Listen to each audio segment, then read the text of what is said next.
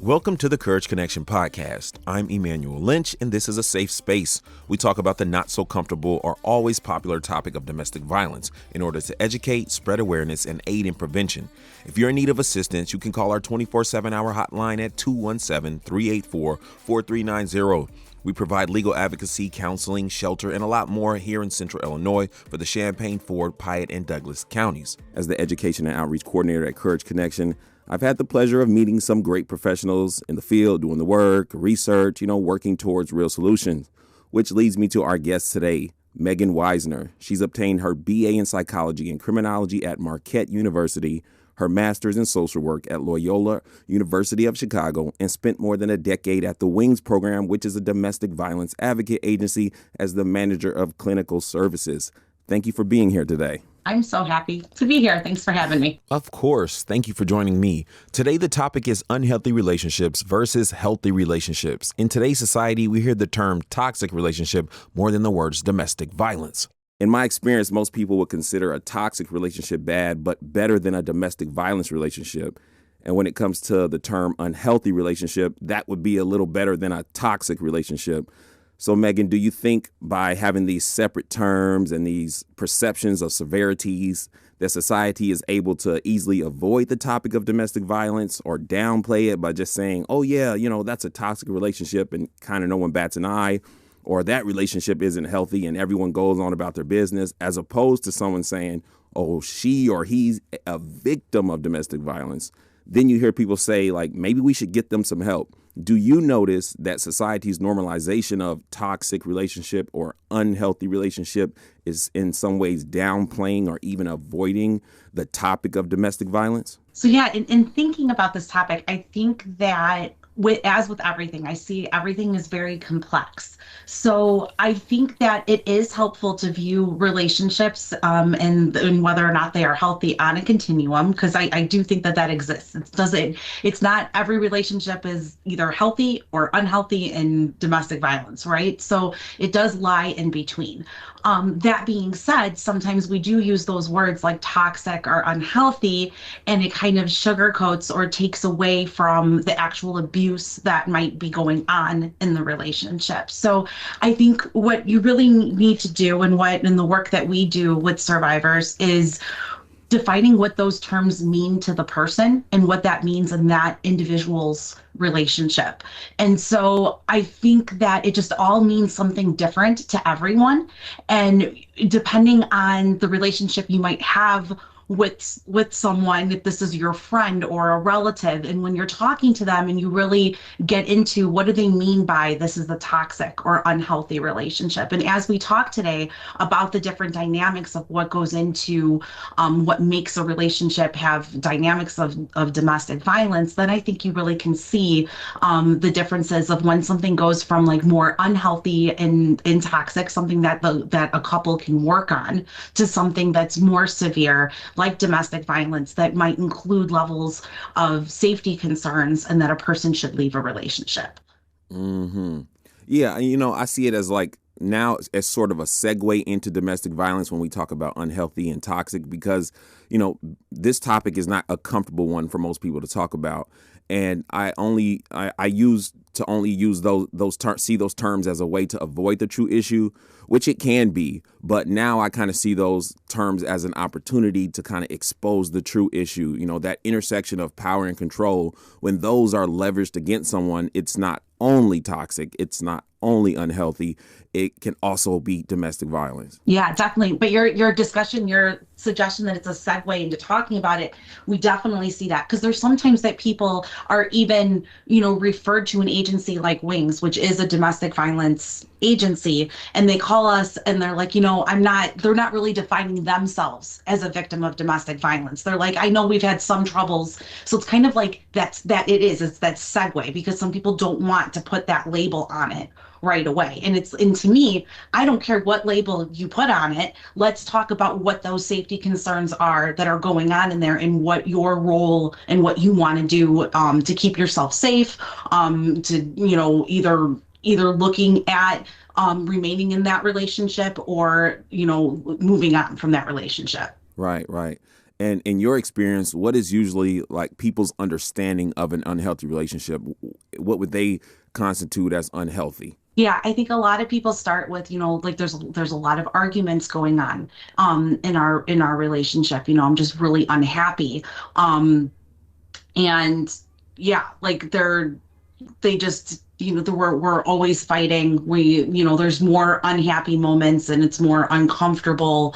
And they're not feeling supported by their partner, that there's lack of, there's poor communication between individuals. I see that as people talking about an unhealthy relationship. Okay. And what are like typical behaviors that people dismiss as like, oh, it's normal, even though they really are unhealthy? Yeah, so I think a lot of it, like I think a lot of times when there's like jealousy in a relationship, sometimes that's often in the beginning kind of seen as like this cute thing, Hmm. like, oh, they're jealous that I'm hanging out with someone. They must love me so much because that makes them jealous. But really, jealousy in the way someone reacts to that, behaves with that jealousy, that is definitely a behavior that people tend to dismiss. Also, I think that when individuals are not taking responsibility or accountability for any of their actions and behaviors, so every time there's an argument, the one person is always apologizing and taking responsibility, and the other person takes zero responsibility. That Hmm. is oftentimes a sign that people aren't considering as being unhealthy. Mm. And what have you seen? What happens to relationships when this unhealthy behavior is just never addressed?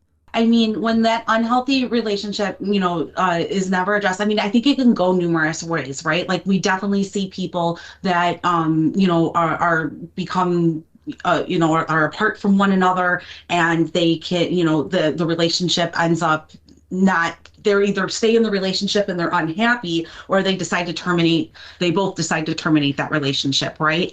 I do think that in some instances things do escalate and it can become something close, that does involve abuse and domestic violence.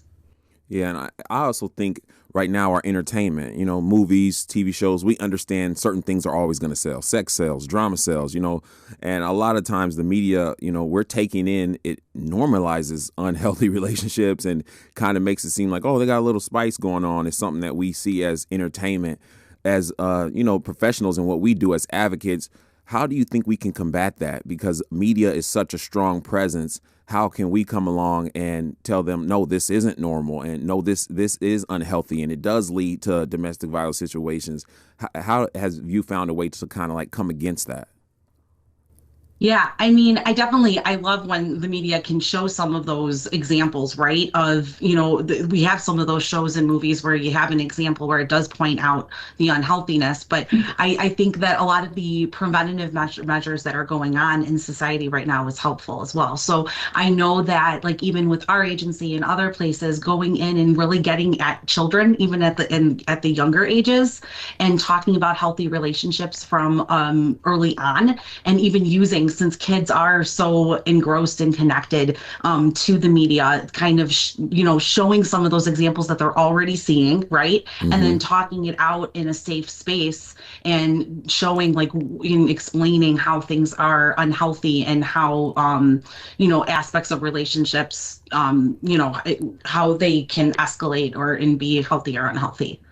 Oh, I agree. Because so I've recently been going to the high schools in Champaign area. We have a high school called Centennial Central. So I'll go in, and sometimes the kids seem a little disengaged, and but you start playing a couple of the movie clips or some of their celebrities they know, and they're all kind of excited to talk in. They're laughing and giggling, and so I kind of use what they're using in the opposite direction. Okay, yes, you like that, you know that this is pop culture right now, but did you understand that these nuances were really unhealthy, and this is something you would never want to get into, and why it may be a cool thing in the show, it's never cool to experience. So I agree with you, and I just kind of feel like, it's a tall task, but you can't just ignore it. You got to address it. Even like scenarios with the kids are talking about. Diddy. Oh, we saw a video on domestic violence. Okay, let's break that down. There's stages to how you get there, and there's stages of when you should say something and signs you need to see. And so I kind of use it to, our advantage. Definitely. Definitely. Yeah. And I mean, there's other examples, it so surprises me that recently OJ Simpson came back in the news, right? Because he recently passed away, but that case and what occurred with his relationship was totally in the media for so long. And then we kind of forget about it and the lessons learned, where did they go? Right. So bringing re-explaining those, bringing those back up. We talk about Rihanna and Chris Brown, right? Things like this, and really talking to kids that can relate, and they're seeing these things in the news and in the media, and having real conversations to kind of talk about those dynamics. Yeah, and if you wouldn't mind, could you speak a little bit to more, maybe some aspects? Let's say someone's listening to this for the first time and they're starting to question, wow, is my relationship healthy or unhealthy? Can you go to maybe reiterate and add a couple new points on just somebody listening, and you can say these are some of the signs that you should definitely look out for, and that you've seen in the field as you've worked? Yes, definitely. So whenever you're looking at things that are going on in your relationship, you really got to think about is one person really doing a power play or a power and control over the other, right? So you have to look. Of course, I think that as society, we kind of know that hey, if there's physical abuse going on, that is definitely a sign that there's more intervention that needs to be played. But even without physical abuse, there's definitely emotional and other aspects. And so if you're finding that you're being isolated and not allowed to talk to people that you normally would, because your partner is dictating everything that you should do, how long you should stay out, who you can talk to, who you can't talk to.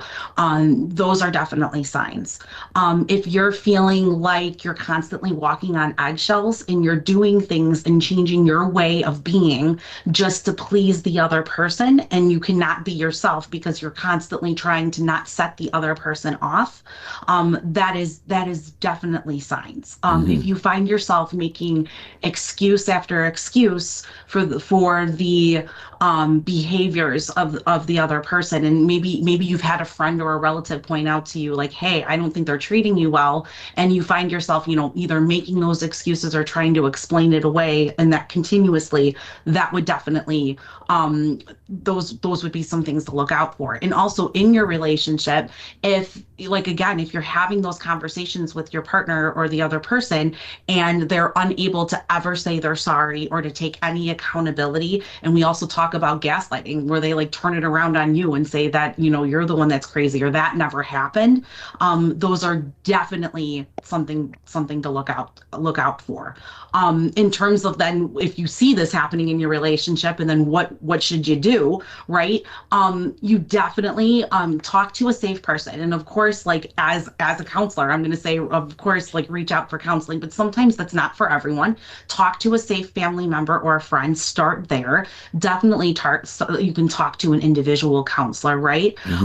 I think that one of the things I've always wanted to point out to people, that in an unhealthy relationship, you might think to go to couples counseling or marriage therapy, which are definitely good resources for sure.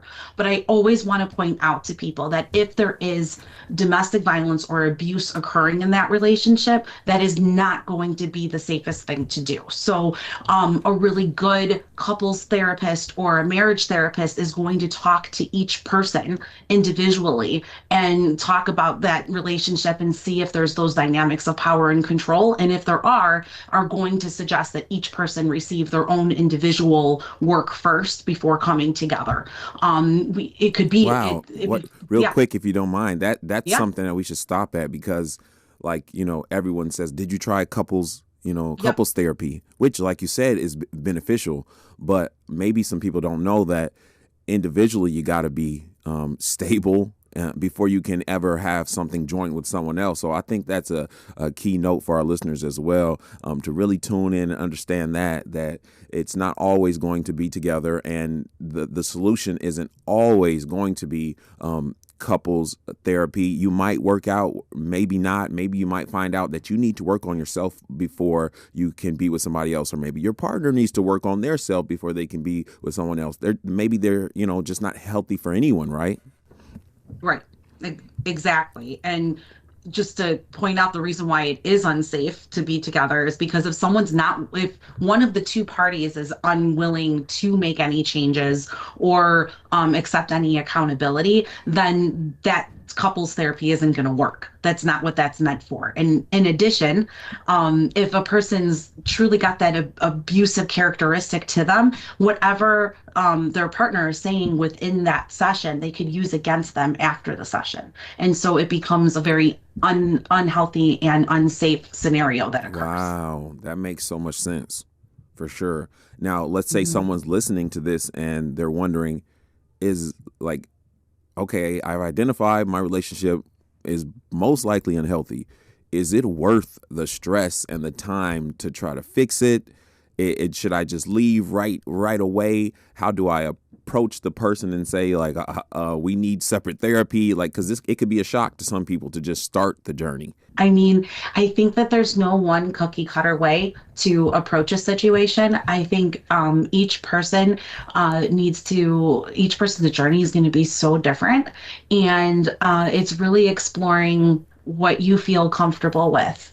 And maybe it's putting those boundaries into place for yourself of, hey, I am going to work on this for 3 months and bring this up. And for 3 months, if there hasn't been changes, then at that point, I'm going to reconsider something different. So I think that there's just, each person needs to kind of take into consideration, what they want and where their boundaries are. Beautifully said. I believe that we definitely helped some people today. I appreciate your time so much and all the expertise that you added to the conversation. And, I even learned a little bit more, which I always love to do, speaking to intelligent people like yourself. And you guys at Wings over there, all your coworkers, the job that you guys are doing, I commend all of you. Well, thanks so much. It was so great to be here today. And to our listeners, thank you for your time. I hope you've gained something that you can take with you and share with others that you care about. Courage Connection provides shelter, legal advocacy, counseling, and much more for the Champaign, Ford, Douglas, and Piatt counties. If you're in need of our services, please call our 24/7 hour hotline 217-384-4390 to reach Courage Connection, and we will pick up and be ready to serve you.